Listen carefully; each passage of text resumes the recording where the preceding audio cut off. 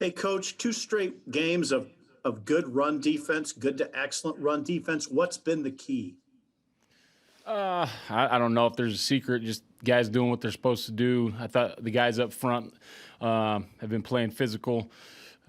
Striking offensive linemen, seeing the ball carrier. The linebackers have done a good job of filling their gaps and/or giving us an extra hitter when we need it. And the DBs, when they're asked to make some tackles and get to the party, they've done a great job. So I think it's just a matter of everybody executing. And everybody, I guess, feeling a little more comfortable.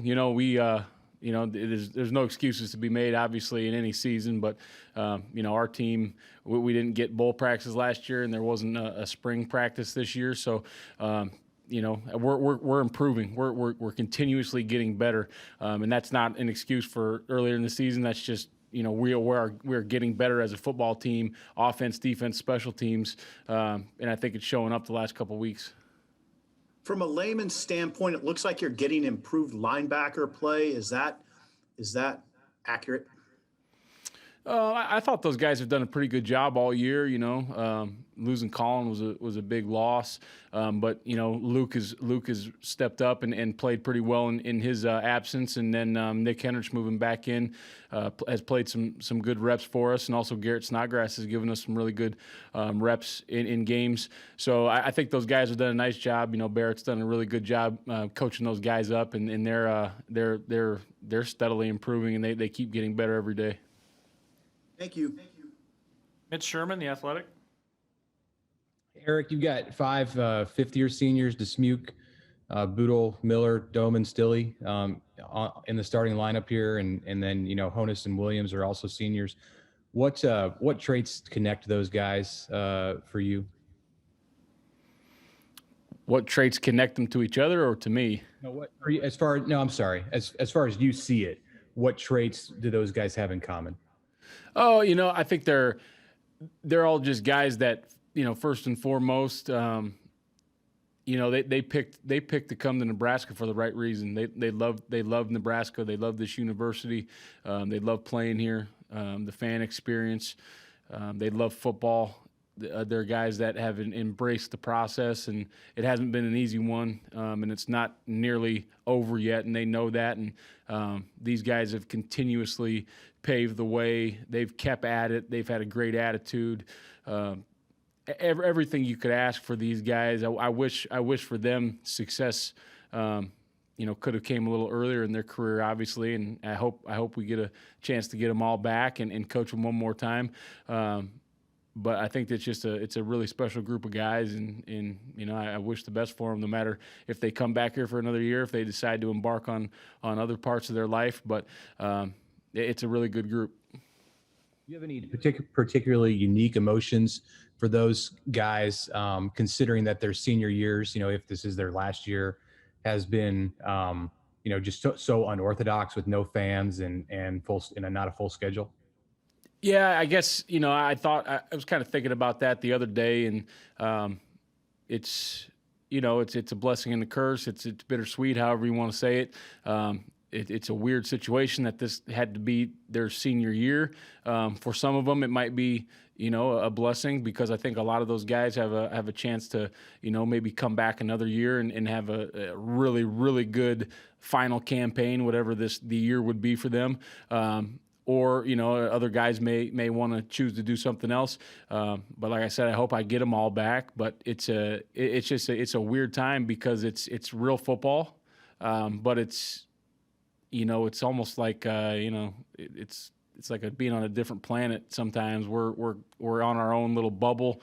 We don't see too many other people. I know when you're a college guy and you're playing Big Ten football, part of that is walking around campus, and you get a little notoriety, and you're probably people around town notice you and those type of things. And part of the best, one of the best parts of playing in Nebraska is the game day experience in Memorial Stadium, and those guys didn't get to experience that this year for their senior year. So that's some of those things are hard for me to, I guess, just hard for me to understand with those guys that they missed out on that part of the deal. And I hope they, like I said, I hope they come back and get to have that part.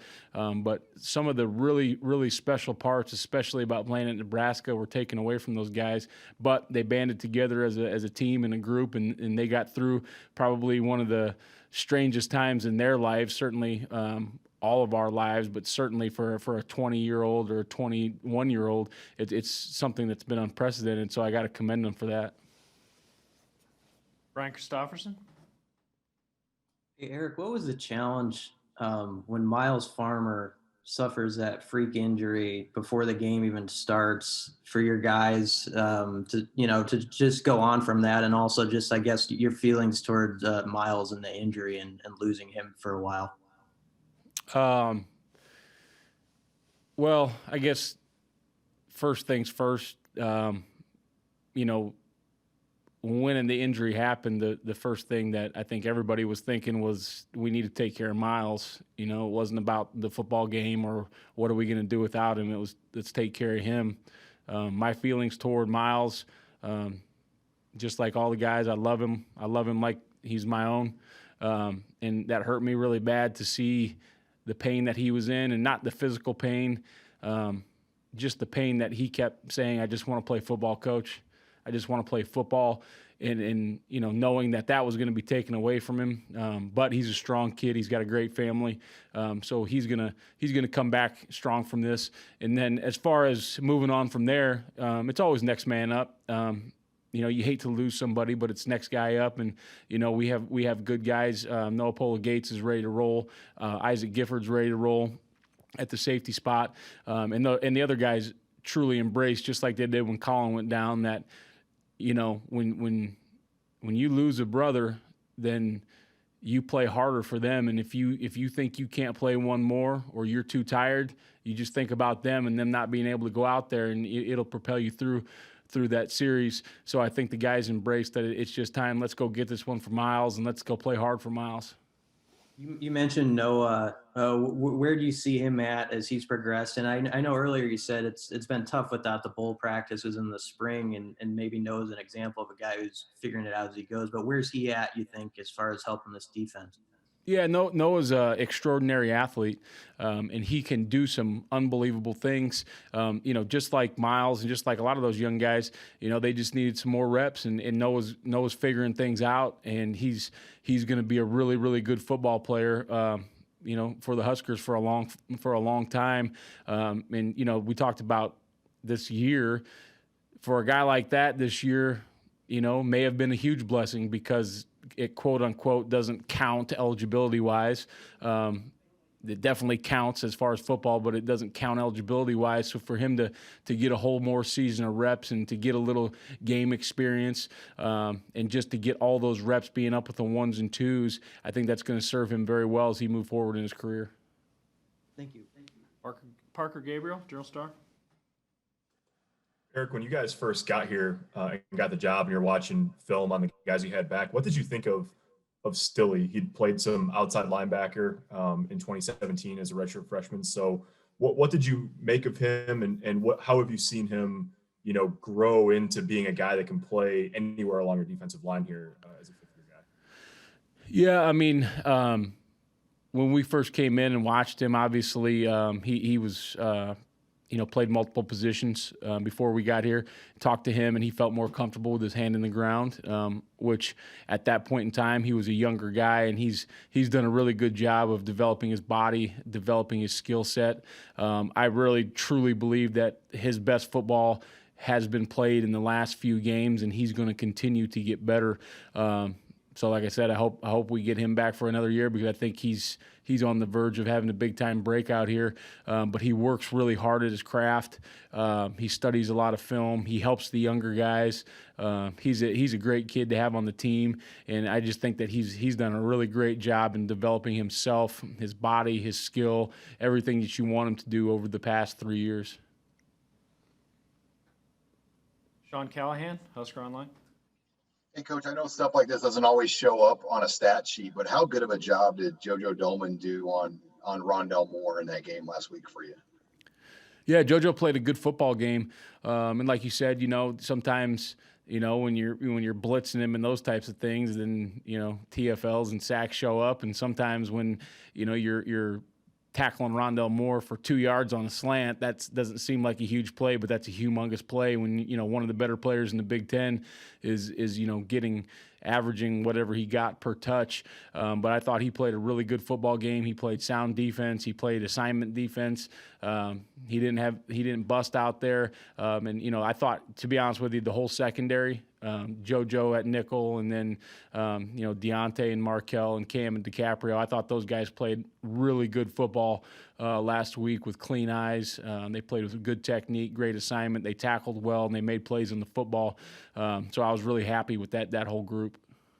And then Mo Ibrahim, the running back for Minnesota this week, he's the leading rusher in the conference in terms of yards per game. What are the challenges he presents for you guys?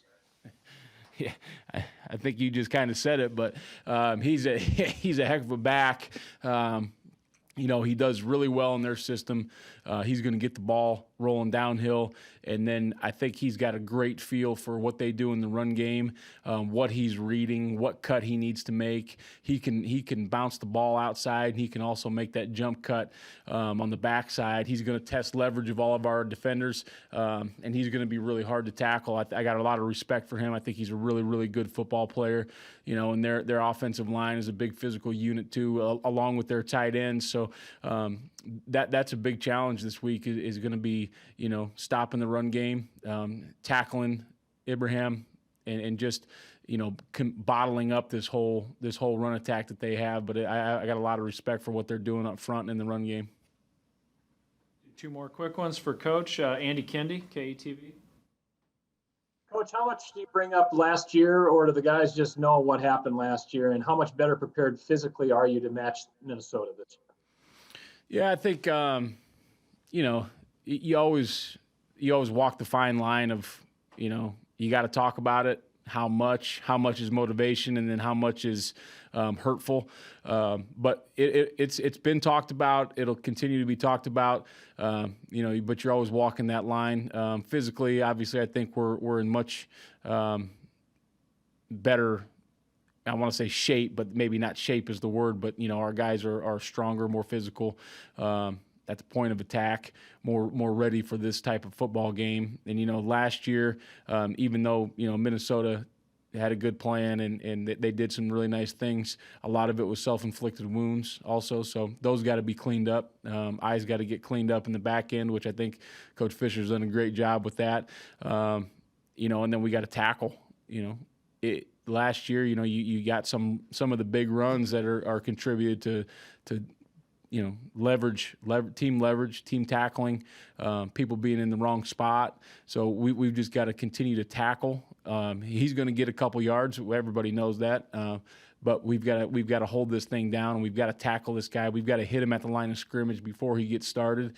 But I think we're in a good place. All right, finish up Chins with Sam McEwen, World Herald.